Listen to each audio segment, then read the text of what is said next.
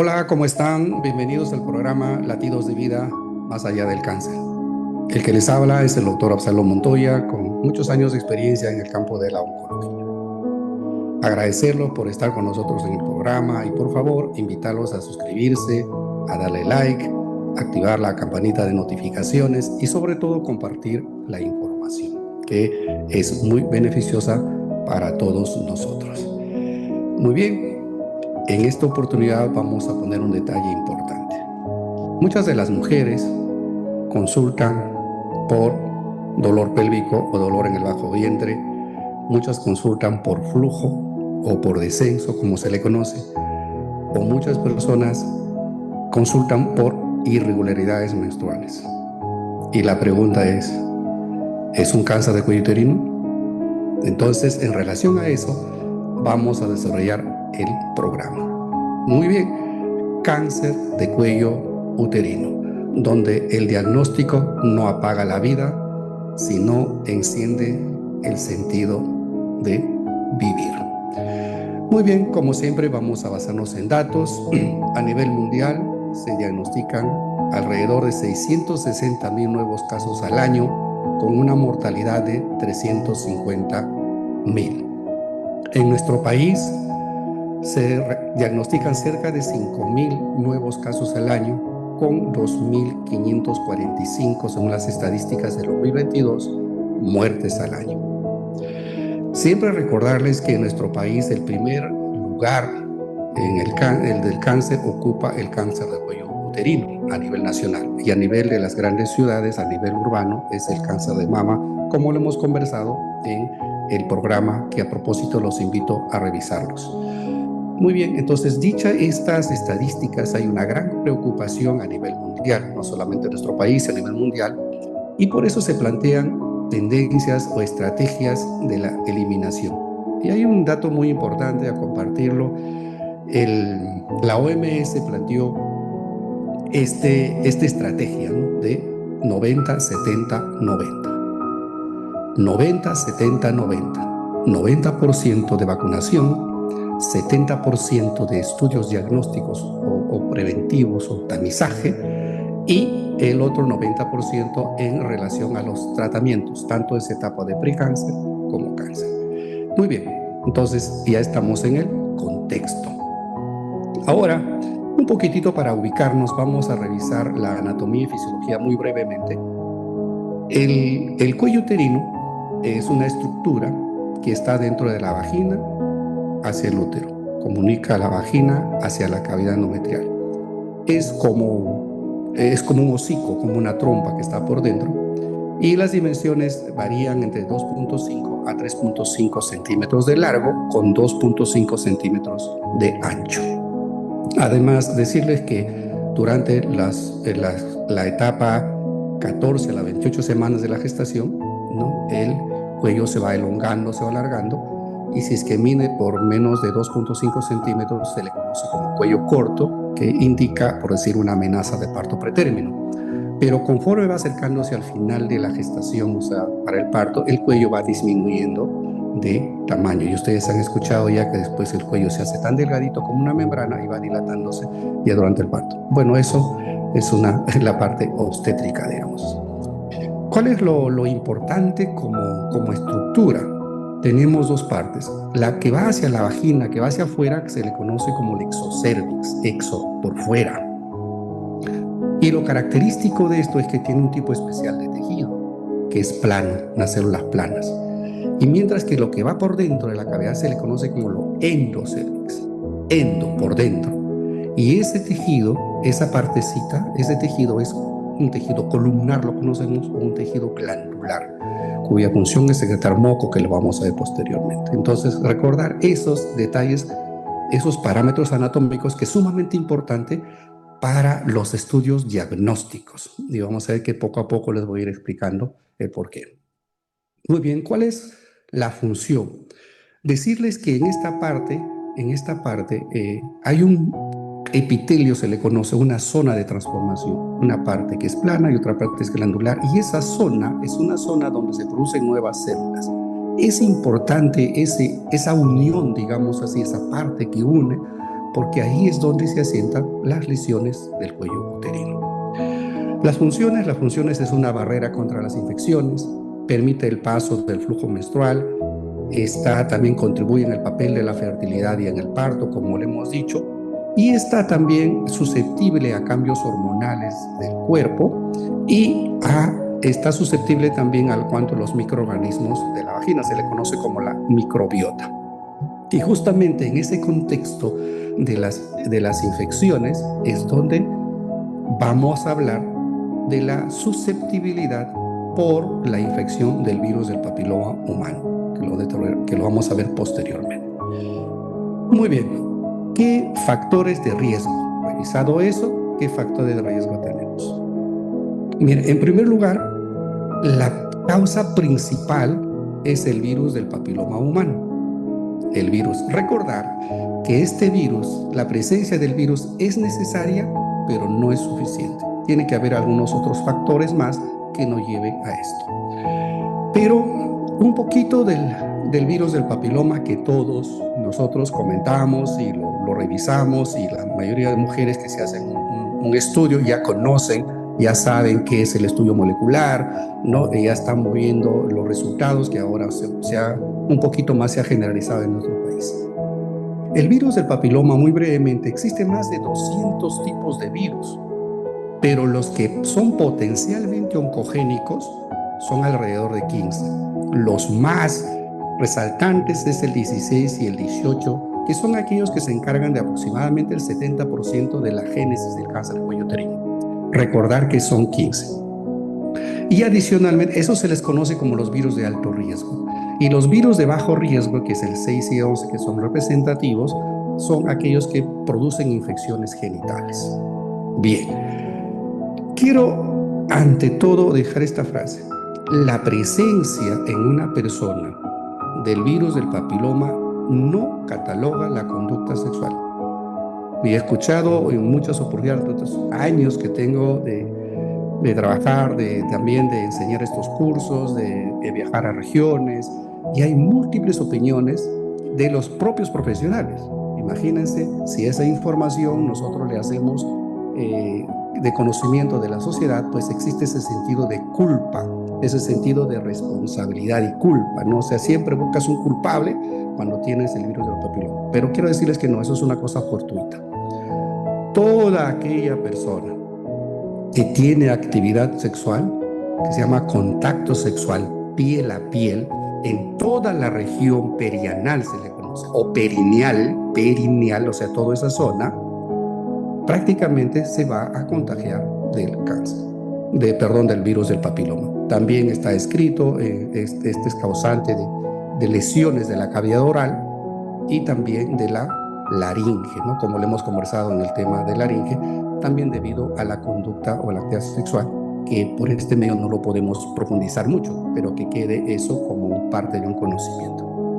Muy bien, entonces recordar eso, que el virus se adquiere por contacto sexual. Y ahí, en cuanto a la evolución, una parte muy importante. El virus necesita de nosotros para replicarse. ¿Qué hace? Ingresa en ese trauma que produce, la microtrauma que se produce en un evento sexual, ingresa el virus por esas grietas microscópicas, ingresa a la célula, ingresa al tejido, va a ingresar al núcleo de la célula y ahí se va a integrar, o sea, se mezcla, en otras palabras. Entonces, esas células se van a alterar y van a empezar a replicarse en forma alterada, así, dañada, como dicen muchos de nuestros pacientes, y van a empezar a formar tumores. Por eso es que el organismo no lo reconoce como algo extraño, simplemente como parte de sí, porque en sí es parte de sí que se ha modificado, digamos así. Pero hay una cosa muy importante. El virus puede ingresar desde el primer contacto sexual, puede ingresar y estar en etapa latente. Estar ahí nada más, vive, se llama la etapa liposomal. Vive ahí. Y algunos otros virus pueden empezar su actividad. ¿Y cuál es la actividad? Generar los precánceres. Y en los precánceres son lesiones microscópicas que pueden estar en el cuello, no pueden estar también en un área genital, ya le hemos dicho que en toda el área genital, y empezar con las lesiones precancerígenas como se les conoce en la clasificación como leve, moderada o severa. O NIC 1, NIC 2, NIC 3, o LIE de bajo grado, o LIE de alto grado, etc. A veces yo a los pacientes de forma general les digo, quédate con 1, 2, 3, que lo entendemos mejor.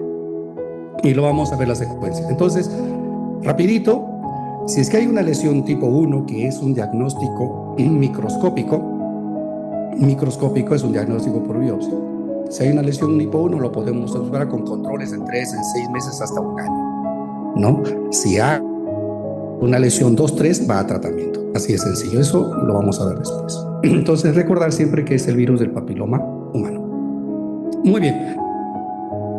Otros factores de riesgo que son asociados, obviamente, es el inicio de relaciones sexuales a temprana edad, el inicio precoz. ¿Por qué? Porque hay más tiempo de exposición, mayor número de parejas sexuales, o que la pareja tenga varias parejas sexuales. Entonces, existe la posibilidad, por la cantidad, digamos, de adquirir el virus de alguien de ese grupo que sea el portador.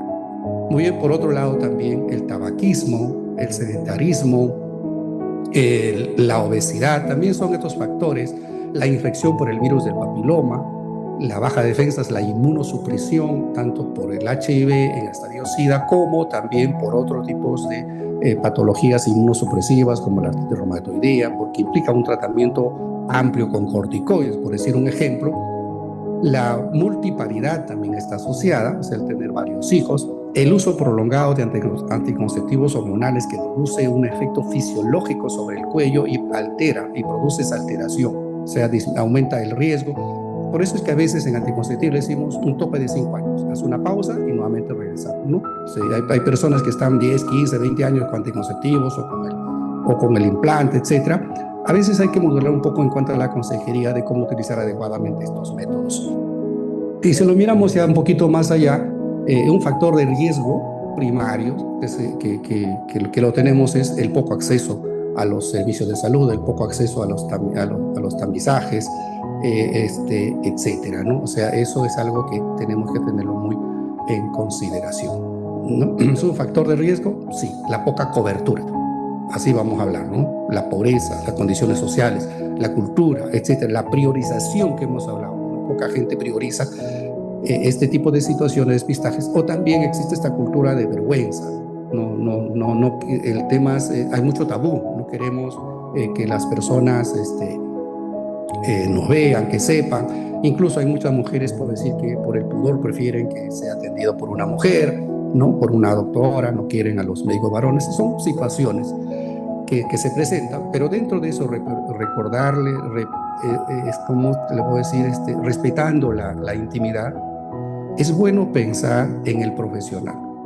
Yo siempre he dicho así, los profesionales, porque en esta cadena que estamos explicando hay muchos errores de concepto. Bien, sin alargar más el tema, vamos a ver prevención primaria y prevención secundaria. La prevención primaria, básicamente, ¿cómo prevenirlo? ¿Cómo prevenir? ¿Qué hacer? Disminuir factores de riesgo. Todo lo que hemos hablado lo tratamos de disminuir, ¿no? Menos infecciones, menos parejas, etcétera, etcétera. Y si tienen esos factores de riesgo, obviamente entra la prevención secundaria, ¿no? Que es el hacer el estudio y los métodos de despistaje. Como prevención primaria, se habla, es elemental, como le dimos a la introducción, de la vacuna.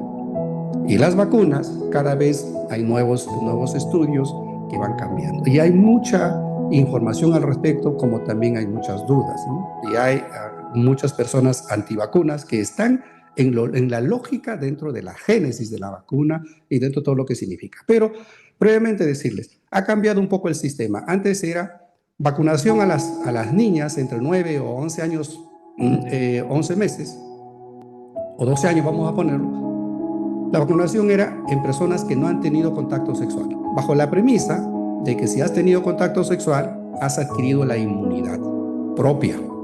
Entonces, no tenía mucho sentido.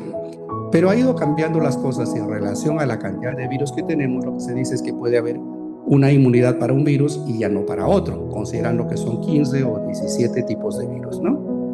Entonces, las vacunaciones el esquema ha cambiado. Y ahora, básicamente, se puede vacunar niñas entre 12 o 11 o 12 años, pero también se puede iniciar a los 9 años, ¿no? Adicionalmente, también se puede vacunar personas adultas por encima de los 27 años que no han recibido la vacuna o que no han recibido las dosis completas. Recordar también que si son menos de 15 años es obligatorio 2 dosis, y si tienen más de 15 años es 3 dosis. En las personas adultas, básicamente es una información sobre factor de riesgo y que en forma, digamos, muy amplia y con mucho conocimiento se puede ver si se vacuna o no. Lastimosamente también se ha caído ahí un pequeño bache, digamos así, que hay mucha comercialización al respecto, ¿no? Mucho comercio, y hay que tener cuidado eso, hay que tener bastante confianza, sobre todo en el médico que lo está viendo o lo está explicando, ¿no? Y quiero decirles ahí que en el mercado existe las vacunas que son las bivalentes, las cuadrivalentes y las nonavalentes, ¿no? O sea, ¿qué significa bi? Bi es 2, básicamente para el 6-18. La cuadrivalente, ¿no? La cuatrivalente básicamente es para el 6, el 11, el 16 y el 18. Y la nonavalente son para otros tipos de virus del papiloma humano. Pero miren lo curioso de ahí. Si usted pone bivalente, está cubriendo 2. ¿Y qué pasa con los otros 13? Y así, si está cubriendo los 4, ¿qué pasa con los que quedan? Y así los 9, ¿qué pasa con los que quedan? O sea, en conclusión, lo que trato de decir es que al vacunar, indistintamente a la posición que es ahora que los esquemas mandan así, no vas a eliminar el cáncer, simplemente vamos a disminuir. Y eso es la estrategia, es disminuir el cáncer. También he visto que hay un abuso en cuanto a la comercialización, que es un tema diferente que converso mucho con los pacientes, en cuanto a la vacunación. Muy bien, entonces, eso es en cuanto a la prevención. ¿Se puede vacunar hombres? Sí, se puede vacunar varones también, promedio entre la edad de los 11 o los 12 años, y también asociarlo con los otros factores de riesgo, ¿no? Definitivamente que tiene que haber esa, digamos, esa predisposición también a un cambio en el estilo de vida. Muy bien, entonces, ahora, un poquito ya hablando de lo que es la prevención primaria, vamos a hablar de la prevención secundaria. Y básicamente la prevención secundaria también hay un mundo de cosas que uno, en lugar de aceptar tal cual, lo que hace es simplemente despotricar porque a veces no es comercial. El método adecuado de elección sigue siendo, para lugares accesibles, sigue siendo el Papa Nicolau. Recordad que siempre es el Papa Nicolau. Que tiene fallas, tiene fallas. ¿Por qué hay esas fallas del Papa Nicolau? ¿Por qué? Porque existen 3 componentes elementales. Brevemente. 1, toma de la muestra. ¿En qué condiciones tomo? ¿Cómo lo tomo? ¿El paciente está bien? ¿La muestra es adecuada? Etcétera, etcétera, etcétera. Segundo es el proceso de la muestra. ¿Cómo lo proceso? ¿Ha tenido un cuidado adecuado en el tiempo, en lo que se ha utilizado, los fijadores, colorantes, etcétera, etcétera? Y el tercero es la lectura. ¿Quién lo lee? Lo lee un patólogo oncólogo, un citólogo oncólogo, un laboratorista, etc. Eso es, nuestro país es muy diverso, por eso es que a veces tiene poca credibilidad, pero sigue siendo un método. Un detalle importante es la burocracia. A veces nunca llega, a veces llega después de 3 meses, 6 meses, como digo, en todos los casos no llega. Me hicieron, pero nunca me dieron el resultado. Entonces es como que no hubiesen hecho nada de eso, ¿no? Entonces el Papa Nicolau sigue haciendo. Si estamos hablando ahora que el causante del cáncer cuello uterino, el factor etiológico, decimos, es el virus de papiloma, pues estudiamos al virus de papiloma. Y para eso existen los estudios moleculares, como el estudio COVAS, por decir, que nos permite identificar el tipo de virus. Hay 2 tipos, uno solamente las familias, alto o bajo riesgo, y el otro ya es enumerar cada tipo de virus. Entonces, existen estas 2 cosas. Se plantea que hagamos los 2, ¿no? ¿Por qué? Porque la citología lo que te dice es que hay una lesión. O sea, el Papa Nicolau te dice, acá hay un cambio en el cuello uterino. Mientras que el otro estudio dice, no, acá está el virus. Pero en la primera parte decimos, ¿el virus causó la enfermedad o no causó la enfermedad? ¿Ya causó lesión o no causó lesión? Entonces, hacer esto se llama el co-testing. Y el co-testing nos permite tener estos 2 elementos, que es muy importante, para determinar también nuestra conducta. Por decir, si el Papa Nicolau sale negativo y el PBH me sale negativo, pues lo puedo hacer controles cada 5 años. Si me sale el PBH positivo y el Papa Nicolau negativo, se me está diciendo, tienes el virus, tienes el factor de riesgo, pero aún no tienes enfermedad. Entonces, ¿qué vamos a hacer? Control en 3 años, por decir un ejemplo, ¿no? Recordar también, ¿por qué 3, 5 años? Porque para que una lesión precancerígena, ojo, después que el virus ingresa, hace la lesión y se produzca el cáncer, pasa el error entre 15 a 20 años. Y ahí también no es que ya mañana se convierte en cáncer, que ya tienes que hacerte rápido tratamiento, no, eso no. O sea, la evolución, pero tampoco no vamos a esperar esos 15 años. Tenemos que ir controlándola para que hagamos nuestra prevención secundaria. Muy bien, entonces, adicionalmente a esto tenemos algunos métodos visuales, como por decir el IVA, que es como el ácido acético, que se coloca el líquido en el cuello y se mira la imagen que genera. Prácticamente es una precolposcopía, ¿no? Entonces, eso es el IVA, inspección visual con ácido acético. Hay otro test también del Lugol, o test de Schilling, que se pone el Lugol y vamos a mirar la coloración. Y el otro es la colposcopía, ¿no? La colposcopía es mirar al microscopio. Estos 3 métodos nos orientan a que pueda haber una lesión. Nos orientan, ojo, nos orientan, pero no hacen diagnóstico. Podemos tener la impresión colposcópica, pero no es diagnóstico. Recordar que en todos los programas he dicho que el diagnóstico se hace por patología. Ahora, la colposcopía, que está muy de moda y que hay mucha comercialización al respecto, lo que nos sirve es para ver la imagen más susceptible de lesión, o sea, la que más me parece la lesión, y tomar una biopsia. ¿Por qué ponemos énfasis en esto? Porque en la secuencia que vamos a ver es la siguiente. El IVA se puede hacer en los lugares más lejanos porque es bueno, bonito y barato. También el Chile. Pero la colposcopía no. La colposcopía tenemos que hacer en centros, que tener el equipo donde se pueda poner al microscopio, etc. Pero ¿cuál es la secuencia más adecuada? Si yo tengo un Papa Nicolau positivo, independientemente a que haya el virus del papiloma o no, me obliga, entre comillas, a hacer una colposcopía. O sea, me está diciendo, ese Papa Nicolau me está diciendo, hay algo en el cuello que tú no lo has visto. Hay algo en el cuello microscópico que tú no lo ves. Y ojo que ahí, miren qué importante, es que en este estudio las lesiones pueden ser exocervicales, o sea, pueden ser por fuera y también pueden ser por dentro en el canal. Por eso es que la muestra en el Papa Nicolau tiene que ser de afuera y del canal, en exo y endo. Y la colposcopía también tiene que abarcar y mirar esa zona. Entonces, si tenemos ya Papa Nicolau positivo, PBH positivo o negativo, me indica colposcopía. Y la colposcopía lo único que me hace es determinar la zona de la lesión. ¿Por qué? Porque puede haber el cuello en el continente, puede haber lesiones focales o multifocales. Si nos ponemos a las agujas del reloj, puede ser que haya una lesión en el rayo de la 1, puede ser que haya una lesión en el rayo de las 6, rayo de las 3, etc. Entonces hay que tener la habilidad para diferenciar y tomar la muestra de la zona más representativa. ¿Qué pasa por decirse a veces el Papa Nicolau es positivo y la colposcopía es negativa? También hay ese tipo de situaciones. Podemos biopsiar los 4 cuadrantes. Eso ya es una situación de apreciación del colega que lo tiene que ver. Pero que queda ahí, sí. Aparte de que no hay que tener miedo a la biopsia. Muchas veces los pacientes dicen, no quiero que me biopsia porque el cáncer aumenta. Y eso está en todos los sectores, le escuchamos eso. Acá no. ¿Cómo hacer un diagnóstico? Si necesitamos de eso. Y es una lesión microscópica. Muy bien. Entonces, la prevención secundaria en este campo termina con el tratamiento. Y hay 2 tipos de tratamientos. Si yo confirmo con la biopsia que hay una lesión tipo 1, lo observamos hasta el año. Si persiste hasta el año, lo tratamos. Pero si encuentro una lesión tipo 2, una lesión tipo 3, tenemos que tratarlo. 2 formas de tratar. Uno, que es como que quemar, destruir esa parte. Y para eso se puede hacer la crioterapia, que es con frío, se puede hacer con láser, se puede electrofulgurar, etcétera. Quemar, entre comillas, esa zona y destruirlo. Desventaja, que no sabemos qué tejido hubo, si hubo enfermedad. La desventaja es que no sabemos si retiramos todo, etc.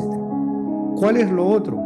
En el tratamiento del precáncer estoy hablando. Hacer un cono. Un cono es por la forma, porque se agarra el cuello y se corta ese pedacito como un cono. Entonces hay 2 formas. Uno que es con el bisturí, que se llama cono frío, y otro que es con una asa de alambre que se llama cono limpio.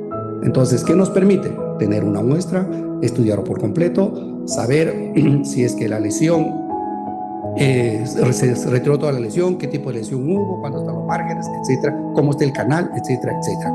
Y también en las lesiones precancerígenas 3 o severas, o las displasias severas, nos permite el cono determinar si hay un cáncer microscópico, que se le conoce como el cáncer microinvasor. Miren qué importante. O sea, no se trata, y ahí quiero hacer un paréntesis también, no se trata simplemente de decir, o usted tiene ya varios hijos, le salió un precáncer 3, le retiramos el útero directamente. No. La conducta habitual es hacer un cono para que puede ser diagnóstico o puede ser terapéutico. En otras palabras, nos va a decir qué más hay. Y puede ser terapéutico si solamente hay esa lesión y se retiró toda la lesión. Muy bien. Entonces, al explicar esto prácticamente en la secuencia, ya hemos hablado de los métodos de diagnóstico, que son los precáncer, los tamizajes. Entonces, en prevención secundaria prácticamente hemos hablado de eso. Bien, ahora vamos a hablar de los signos y síntomas.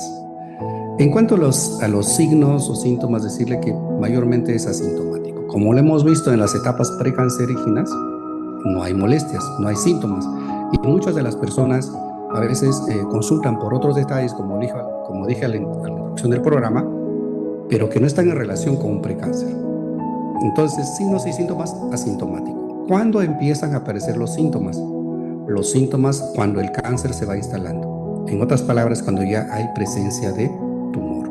Y conforme va creciendo el tumor y va invadiendo otras estructuras, se presentan dichas molestias. ¿Cuál es lo más saltante que hemos visto? Son el sangrado. El sangrado puede ser en las relaciones, puede ser un sangrado intermenstrual, puede ser un sangrado con dolor. Acá hay un detalle importante, porque muchos pacientes confunden el sangrado con alteraciones en la menstruación, y nos ha pasado. No, yo hace un año que soy irregular, ¿no? Y lo examinamos y hay un tumor. O sea, no hay que quedarnos con ese concepto, digamos, de que soy irregular. No, hay que examinar. Cuando sangra durante las relaciones también hay que tenerlo mucho énfasis. Por otro lado, conforme ya el tumor crece, sangra, puede haber flujo, un flujo maloliente, a veces es medio putrefacto, pues recordar que los tumores se putrefactan, entonces son medio como pus, a veces amarillentos, a veces son espesos, a veces transparentes. Puede haber un flujo achocolatado, se mezcla con sangre, o puede ser verdoso, etcétera, pero lo característico es que tiene muy mal olor, ¿no? Entonces, conforme avanzando es eso. ¿Qué otra cosa más puede haber? Obviamente un sangrado en la etapa adulta, posmenopáusica, hay que ponerlo pues, bastante énfasis en determinar por qué, ¿no? Dolor pélvico, dolor en las relaciones. Cuando haya el cáncer avanza, puede haber dolor hacia las piernas, hinchazón de las piernas, puede haber salida de deposiciones por la vagina, puede haber salida de orina por la vagina porque se fistuliza, ¿no? Se hacen estas fístulas. Puede haber sangrado por la vagina, puede haber sangrado por el recto, etcétera. Pero todo esto es conforme la enfermedad va avanzando. Quiero que queden en el concepto de que en etapas iniciales no hay molestias. No hay molestias. Y si las molestias que se presentan al hacer el examen no hay nada o solamente hay un precáncer, es producto de otras situaciones que ameritan un tratamiento médico, otro estudio, etcétera, pero no es a causa de un cáncer. El cáncer puede ser microscópico, sí, que no posee mucha molestia, pero mayormente son tumores. Entonces, ¿qué hacer como estudio diagnóstico?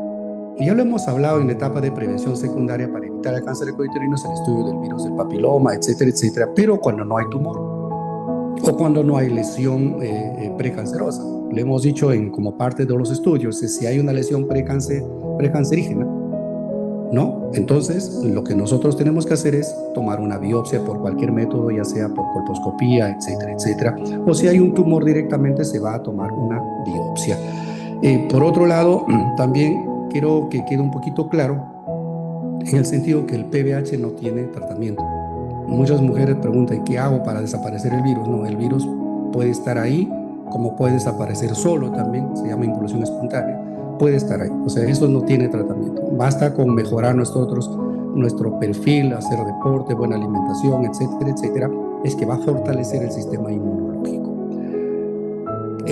Si nosotros ya tomamos la biopsia y ya estamos hablando de la presencia de un tumor en biopsia, obviamente que la posibilidad de que sea un cáncer. Y dentro de esos cánceres, bueno, esa biopsia lo estudia el patólogo y vamos a ver pues ya los tipos de es importante estos tipos histológicos que nos dice el patólogo, como el carcinoma epidermoide, que es prácticamente la mayoría de los casos, el adenocarcinoma, que es de las glándulas.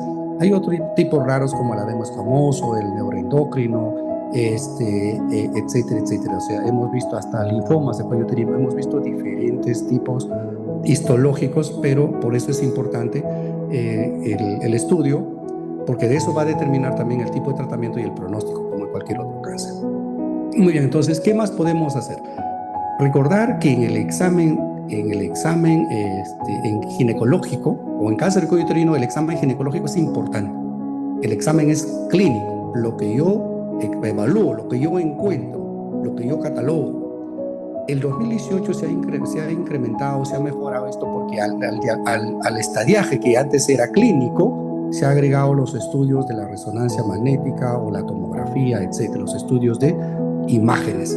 Entonces, de acuerdo a eso, nosotros, de acuerdo a la evaluación clínica, de acuerdo a las imágenes, es lo que nosotros vamos a determinar ya los estadios clínicos, ¿no? Y recordarles siempre que los estadios clínicos son del 1 al 4, ¿no? El 1 básicamente es cuando está localizado en el cuello del útero y el 4 cuando ha hecho enfermedad en otros órganos. O sea, el 1 es cuello uterino.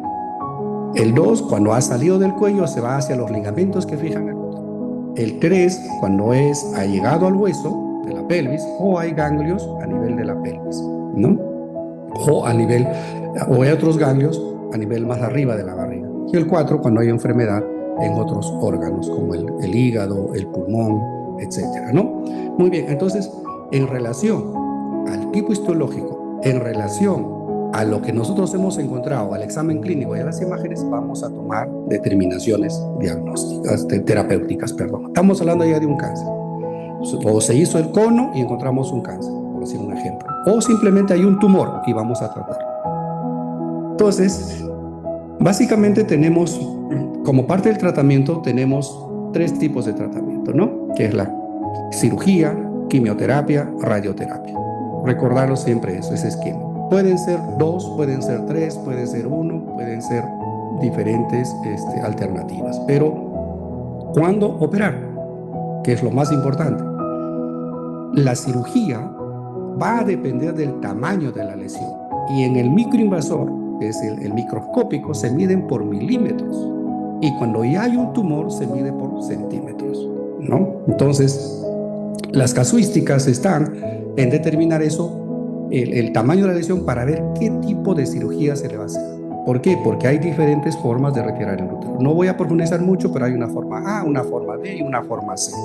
La A es solamente retirar el útero en una invasión, en una lesión pequeña, menos de 3 milímetros, y cuando hay un tumor, es un tumor obviamente menos de 4 centímetros, o menos de 2 en la literatura actual, ¿no? Es que hacemos lo que se llama la histerectomía radical. Y conforme va viendo el tamaño, lo que determinamos es la amplitud de la cirugía, de retirar solamente el útero a retirar los ligamentos hasta el hueso, más los ganglios de la pelvis. Entonces, este es radical. Si ante la presencia de un tumor hacemos solamente retirar el útero, queda insuficiente. Adicionalmente, también en ellos, si es personas jóvenes, hablando de cirugía radical, se puede preservar los ovarios en personas jóvenes. Obviamente se retira las trompas, se retira los ovarios por la función hormonal, ¿no? Pero en personas adultas se puede retirar todo. Cuando hablamos de histerectomía, estamos hablando de retirar el útero. Mucha gente confunde que cuando hablamos de histerectomía, retirar todo. No, no, es solamente el útero. Si nosotros decimos histerectomía más anexectomía, estamos retirando útero y ovarios, ¿no? Y trompas, por supuesto. Entonces, esos términos un poquito hay que entenderlo, porque muchos de los pacientes a veces vienen, y eso me parece un poco irresponsable de las dos partes, tanto el profesional como de la paciente, que no saben ni qué le han hecho, no saben ni qué procedimiento. Me dijeron que me hicieron esto. ¿Por qué lo operaron? No sé. ¿Dónde lo operaron? No sé. ¿Quién lo operó? No sé. No me acuerdo cómo se llama el doctor. Tráeme el reporte. No, la clínica ya no existe. O sea, esas cosas en cáncer es un tremendo error y un tremendo problema. Muy bien, entonces estamos hablando en condiciones, digamos, estandarizadas. Pero ¿qué pasa si hay un cáncer localizado y una paciente les quiere preservar la fertilidad? Un problema grande para nosotros, porque Si bien es cierto, deberíamos priorizar la enfermedad, pero en eso nos trasladamos para el otro lado. Que algunos estamos de acuerdo, otros no, son las nuevas corrientes que van, pero la experiencia no es tan buena. Y le voy a decir cómo. A veces, entonces, ¿qué es lo que hacemos? Entonces se llama la cirugía conservadora, última cosa, ultra conservadora. ¿Qué hacemos? Por un lado, si es que hay un tumor o no hay tumor, le podemos hacer, o el tumor desaparece, o el tumor es pequeño, perdón, le hacemos un cono, sacar un pedacito, o le damos quimioterapia para reducir o desaparecer el tumor, le damos la quimioterapia y luego le hacemos un cono. O también podemos retirar solamente esos ligamentos, que se llama traquelectomía, o sea, cono más los ligamentos y los ganglios pélvicos, preservando el útero. Y luego, pues, podríamos ver si le seguimos dando quimioterapia, etcétera, y no se puede irradiar, obviamente, porque si no, no estamos hablando ya de preservación. En esto es un tema tan grande que habría que conversarlo. En mi experiencia, no he visto buenos resultados. Lastimosamente hay recurrencia en el lugar o hay recurrencia en otro lugar en relación al resultado oncológico. Y vale decir, el resultado obstétrico es completamente diferente. Algunos pacientes que solamente preservan el útero. Muchas veces he discutido, una cosa es preservar el órgano y otra cosa es conseguir el objetivo de preservar la fertilidad y conseguir, obviamente, un producto, ¿no? Pero como dicen ahí, no, mientras esté el útero, la esperanza, perfecto. Pero así que esté el útero también y un tratamiento que no está estandarizado todavía o que es una corriente, hay el riesgo de que pueda regresar. Entonces, a mi parecer, y siguiendo a mis maestros un poco más antiguos, yo soy más partícipe de la cirugía radical, porque tengo que pensar en la vida de la paciente. Y mi maestro decía, prefiero tener un hijo con su madre que 2 hijos huérfanos. Me parecía muy duro, pero es la realidad. Muy bien, entonces, ¿qué hacemos ya si el cáncer ya salió del cuello del útero? Fue hacia la vagina o fue hacia los ligamentos, que llaman los parámetros. ¿Qué hacer? Estándar, desde el 2 hasta el 4, va a quimioterapia y radioterapia. La quimioterapia, pues saben que son los medicamentos. La radioterapia es la irradiación a todo el vientre, toda la pelvis, se irradia, eso se fracciona. Hay 25 fracciones, más braquiterapia que se pone por dentro, etcétera, etcétera. Es un tratamiento constante, ¿no? ¿Que da buen resultado? Sí. ¿Existe la posibilidad de curabilidad? Sí. Obviamente, cuanto más avanzado sea, es menor, digamos, la posibilidad de controlar o de curar, ¿no? Entonces, ahí es importante también considerar que si hay enfermedad ganglionar en la parte posterior de la barriga, que se conoce como el retroperitoneo, también se puede irradiar. Gracias a Dios, en cuanto a los tratamientos, no ha mejorado mucho en cuanto a la quimioterapia. Y ahí no profundizando mucho, pero ahora la quimioterapia de lo tradicional que se hace con la radioterapia para potenciarse entre ellos, ya ahora estamos hablando de terapias dirigidas bajo el concepto de estudiar un poco más el tumor, la angiogénesis del tumor. También está la inmunoterapia para mejorar un poco el factor inmunológico al respecto y algunas nuevas estrategias que son terapias multimodales, o sea, por varios factores como la terapia molecular, etcétera, etcétera, ¿no? Entonces, alternativas tenemos. ¿Qué pasa si es que, un ejemplo, qué pasa si hacemos una cirugía y sale un ganglio comprometido? Pues va a radioterapia. Si hay otros factores también que se llaman factores de riesgo, puede ir a quimioterapia complementaria después de operarse. La idea es cerrar todo el circuito y asegurarnos que los tratamientos que estemos dando sean los correctos, sea completo el tratamiento. El tratamiento irregular no ayuda mucho. Por eso siempre le decimos, la quimioterapia tenemos que terminar, la radioterapia tenemos que terminar. Si no lo terminamos, no vamos a ir bien. Otra de las cosas también que muchas personas ya no quieren. No, ya me siento bien, ya no siento nada, yo no quiero más. Bueno, es una decisión propia. Tratamos en lo posible de orientarlos para buscar un margen de seguridad, pero a veces no podemos, y las decisiones son de los pacientes. Muy bien, y en relación al pronóstico, ya le hemos dicho que está estrictamente ligada a lo que es el estudio diagnóstico. Recordad, si es una etapa precáncer, se puede curar y seguimos controles. Y en una etapa de cáncer, pues va a variar los porcentajes, ¿no? Por decir, si es un cáncer avanzado, la posibilidad de controlar a 5 años es del 91%. Si es un cáncer intermedio, digamos, es regional, a nivel solamente pélvico, es del 60%. y si ha hecho metástasis, hasta solamente el 20% con una sobrevida a 5 años. Muy bien, como parte de final, ¿qué secuelas tenemos? Pues secuelas propias de los tratamientos o de la enfermedad avanzada. Supongamos que hay efectos por la radioterapia, a veces pueden hacer cistitis actínica, que es sangrado por la vejiga, sangrado por el recto, puede haber fístulas, o sea, comunicación entre el recto y la vagina, la vejiga y la vagina, etcétera. Son como a veces consecuencias de la radiación, pero no hay enfermedad. Entonces la solución, por decir, hacer una colostomía, que hay un tema que hemos conversado en cáncer de colon, cáncer de hígado, perdón, de recto, revísenlo, ahí se habla de la colostomía. Puede haber estas situaciones, dolor pélvico crónico, puede haber hinchazón de las piernas, pero básicamente eso está en relación a cánceres avanzados. Los cánceres localizados mayormente no dan molestias, un poquito, por decir, post cirugía radical, quedan con un poco de estreñimiento porque algunos nervios, para retirar esos ganglios, tenemos que cortar algunos nervios que van al recto, disminuyen la función, y también de la vejiga, una vejiga un poco perezosa, pero con terapia y con todo eso, con la fisioterapia, pues tranquilamente puede mejorar, ¿no? Entonces hay ciertas situaciones que tenemos que ver. Efectos de la quimioterapia, la toxicidad, neuropatía periférica, algunos problemas en el hígado, en el riñón, etcétera, pero que de buena manera son recuperables, se puedan de buena manera mejorar, ¿no? En cuanto a la secuela emocional, en personas jóvenes o relativamente jóvenes hay un gran problema en el impacto sobre la sexualidad, porque la radioterapia, pues sobre todo la radioterapia produce sequedad, pierde la elasticidad y hay una disfunción sexual muy grande que hay que mirarlo con bastante consideración en cuanto a la terapia.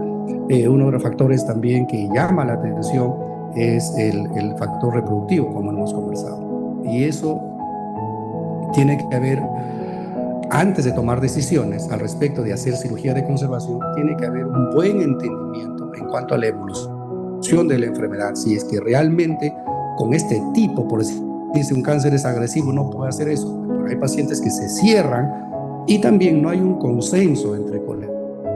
A veces, lastimosamente, los pacientes van a un colega que le diga lo que quiere, no quiero ese médico, no quiero esto, porque lastimosamente está sesgada, ¿no? Y acá lo que tenemos que enfocarnos es estrictamente en la enfermedad, porque esta enfermedad es mortal y no da lugar a regreso. La enfermedad puede regresar, puede recurrir, se le puede tratar nuevamente la recurrencia, pero prácticamente el 100% lleva a la mortalidad. Así que hay que tenerlo con mucho cuidado. ¿Qué nos queda? Trabajar mucho el rol de todas las instituciones del Estado, trabajar las instituciones, organizarse adecuadamente, descentralizar todo eso, establecer programas que sean buenos, que sean aplicables, que no solamente estén en el papel, sino que los profesionales también estén capacitados. Hay dos cosas para esto, ¿qué hacer? Y eso sin lugar a comentarios que no puedan caer bien. Número uno, ¿se puede capacitar a personas para hacer estudios de tamizaje? Sí. Incluso a promotores de la salud, como en otros países. Pero los tratamientos tienen que ser con personal especializado, porque hay errores que vemos en nuestro país. Entonces, eso es la recomendación. Pero no, si a una persona se le entrena, se le faculta para hacer prevención, que haga prevención, que haga solamente eso, pero que no vaya más allá. Y otra de las cosas importantes, más allá de la capacitación, que tiene que estar acorde con la profesión. Y eso hay un tremendo lío en nuestro país, porque hay situaciones que se sobreponen. O sea, yo siempre he dicho, y disculpen la frase, zapatero a su zapato, en cáncer de cuello uterino no hay lugar a error. Y se ven muchos errores, tanto errores de sobrediagnóstico, que de un día para otro lo matan a un paciente, y disculpen la palabra, porque dice tienes cáncer, y al final no hay nada, o como otros pacientes que dejan pasar. He visto en la experiencia, he visto que han tomado Papa Nicolau a tumores, y por mala suerte sale negativo, ¿no? O sea, significa que no conocen ni siquiera la anatomía del cuello. Entonces, ¿frente a qué profesional estamos trabajando? Eso es irresponsabilidad. O lo entreno adecuadamente o lo sanciono, pues. Y sobre todo esto se ve en la parte privada. Esto es digamos, un sector o una enfermedad que corresponde a los oncólogos, cirujanos oncólogos o ginecólogos oncólogos. Eso que quede claro, porque no queremos lugar a error, porque el error nos conlleva a hacer otros tratamientos, pero que ya no tienen los resultados que uno quiere. Muy bien, dicho esto, pues nuevamente agradecerlos por estar con nosotros y recordarles a todos ustedes que lo que nosotros, si bien es cierto es un programa educativo, no podemos hablar mucho de enfermedad. Tenemos que hablar de la esperanza de vida. Tenemos que hablar de cómo nosotros tenemos que ser cada vez mejores ciudadanos, ayudar a la persona que está enferma, mirarlo del tratamiento para adelante. Decir, esto es la reincorporación que vas a hacer, este es el compromiso que tienes que hacer, compromiso contigo mismo, estar bien contigo para que estés bien con los demás. O sea, esa es la forma de ayudar. No es que hay que tener pena ni lástima. Las cosas nos llegan y con mucho valor tenemos que afrontarlas. Muy bien, dicho esto, nuevamente invitarlos a que estén con nosotros en los diferentes programas que lo transmitimos también en la radio, en nuestro programa hermano de Viviendo con Esperanza. Asimismo también, visto la necesidad de todo el país y de algunos suscriptores a nivel del mundo y que se comunican también por los números de WhatsApp, una forma de contribuir estamos haciendo las teleconsultas. Las teleconsultas es comunicarse con nosotros directamente y los orientamos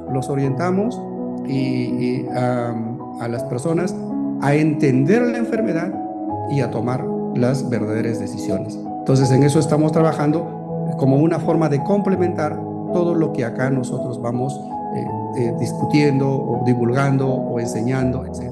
Que la información no se quede solamente con ustedes, así que hay que compartirlo. Bien, dicho esto, muchas gracias, a seguir adelante y muchas bendiciones. Chao, nos estamos viendo. Bye.